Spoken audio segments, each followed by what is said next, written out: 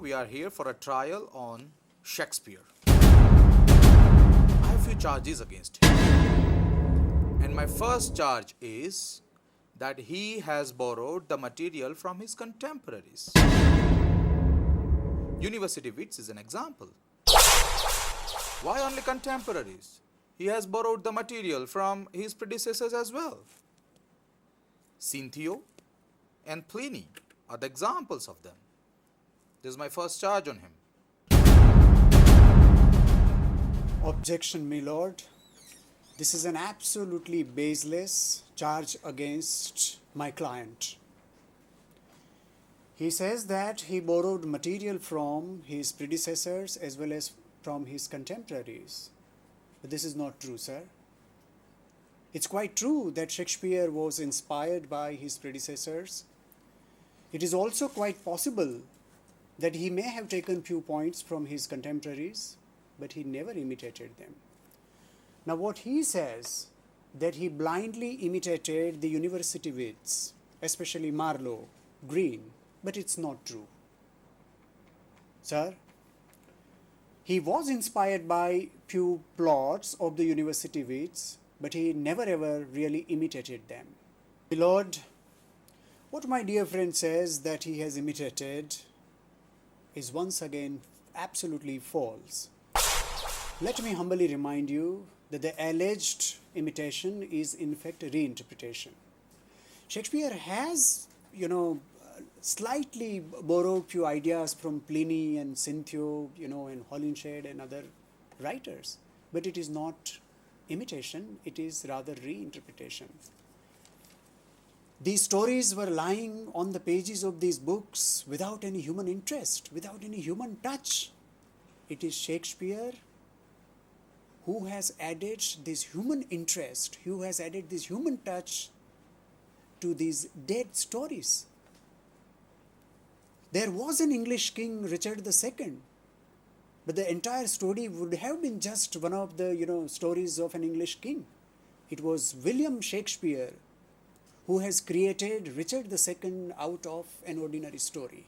So what Shakespeare does here is that he adds human interest to these ordinary stories. And therefore, the allegation that has come from my dear friend falls absolutely flat. My second charge against Shakespeare, my lord, is that he never invented the plots, except the one comedy, that is Love's Labour's Lost. You can see what happened to the plot of Love's Labour's Lost. It is unclear. It seems as if he was incapable of inventing the plots, my lord. Objection, my lord. This is absolutely false. He has been unnecessarily harping on the same string that Shakespeare has borrowed plots from A source or B source. This is not true. It needs to be reminded to one and all that Shakespeare was a professional playwright. When he conceived his plot, when he constructed his plots, he was constantly worried about the action and reaction of the public. And being a professional playwright, if I put it in modern terms, he also had to think about box office reaction. So what he says, that he borrowed plots, is absolutely false. My lord, may I remind you that Shakespeare chose or selected only those plots or created only those plots which were in popular demand. Let us not forget that he was a professional playwright. I am repeatedly reminding you, my lord, that he was a professional playwright. He knew how to cater to the demands of the audience. My lord, reinterpretation has nothing to do with borrowing. My dear friend has unnecessarily been harping on the same string that he has borrowed. Don't forget that these sources which Shakespeare allegedly used have become immortal just because they are linked with the bar. He was a man of his time. He wrote these plays for the stage and not for the classroom. His introduction to the English theatre was in a very humble manner. We must not forget this. From being a mere curtain raiser, he rose to the level of a playwright.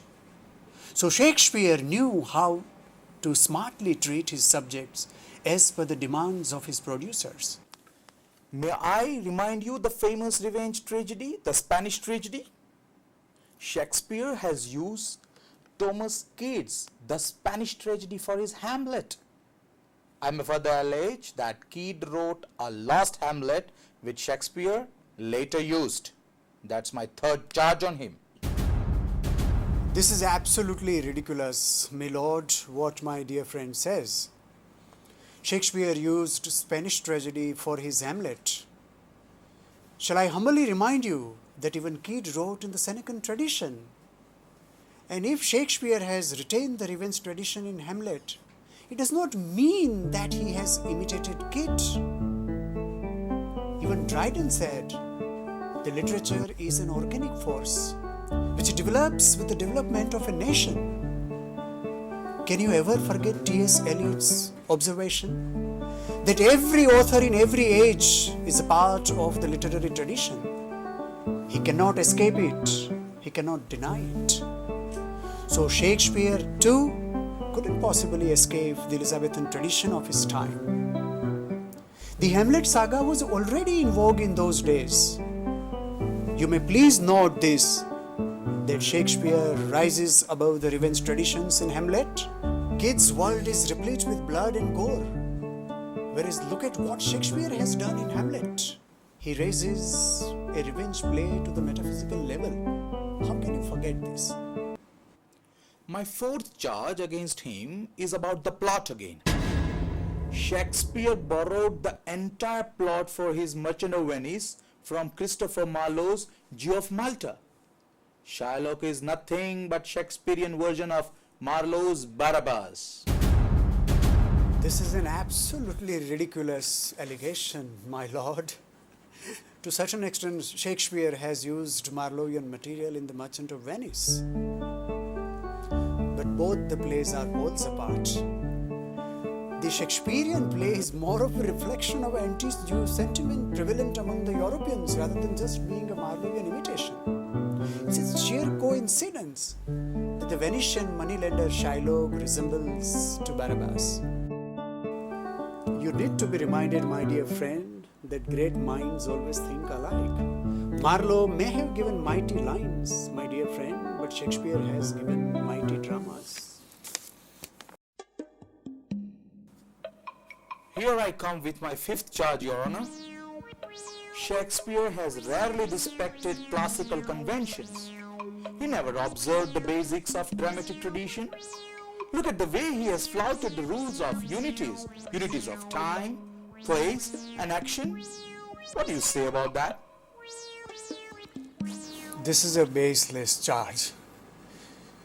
Shakespeare never observed classical canons. Can you beat this? Something I can't accept. The classical drama and Shakespearean drama are poles apart. Dryden rightly said that each age or nation has its own genius, and that the disposition of mankind varies at different time and places. So my dear friend needs to be reminded that what was relevant in ancient Greece was probably little relevant to the Elizabethans. What appealed to the Greeks wouldn't have appealed to the Elizabethans.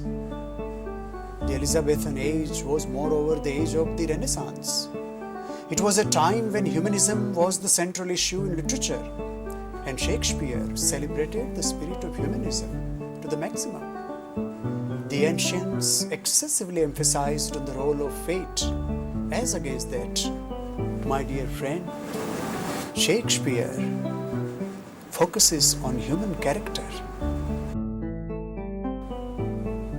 So far as the issue of unity is concerned, it may be reminded that such observance would have created monotony.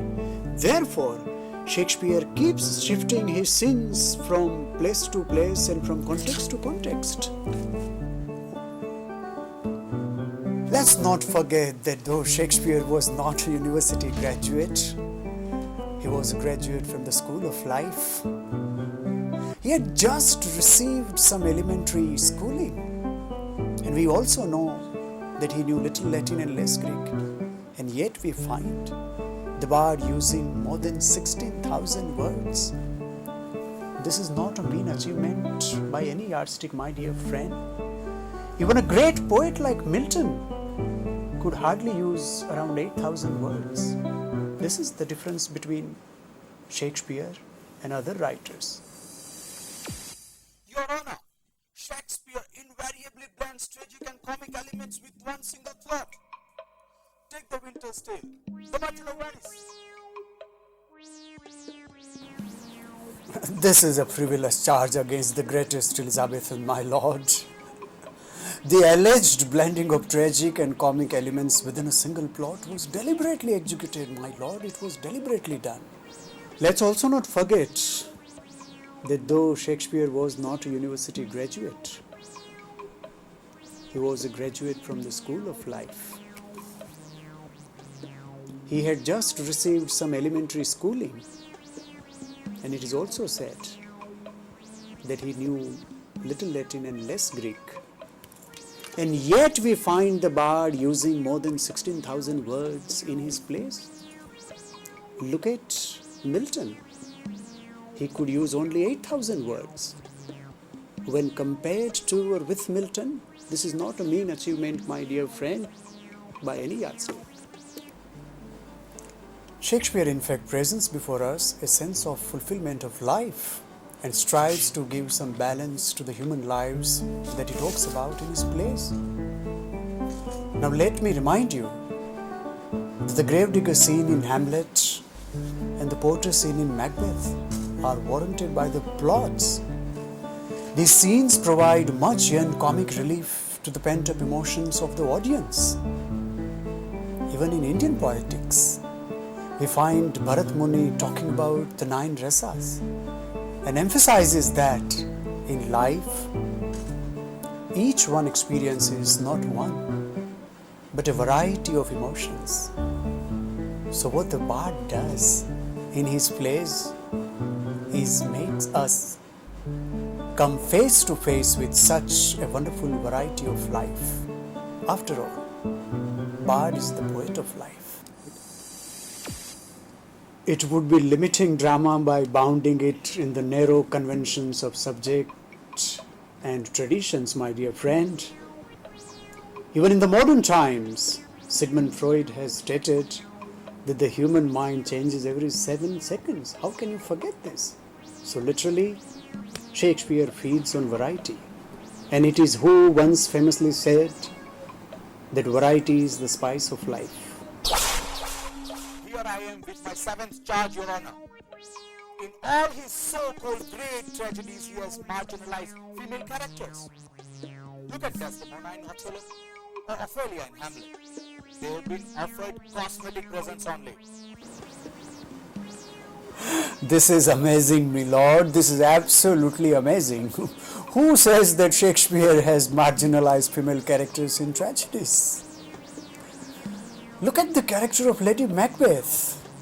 Was it not at her insistence that Macbeth agreed to stab Duncan? How can we forget the 3 daughters of King Lear, who played the most important role in the creation of the tragic whole? However, I must say here that Shakespeare was dealing with grand and heroic subjects, such as the fate of a nation, or a prince, or a king.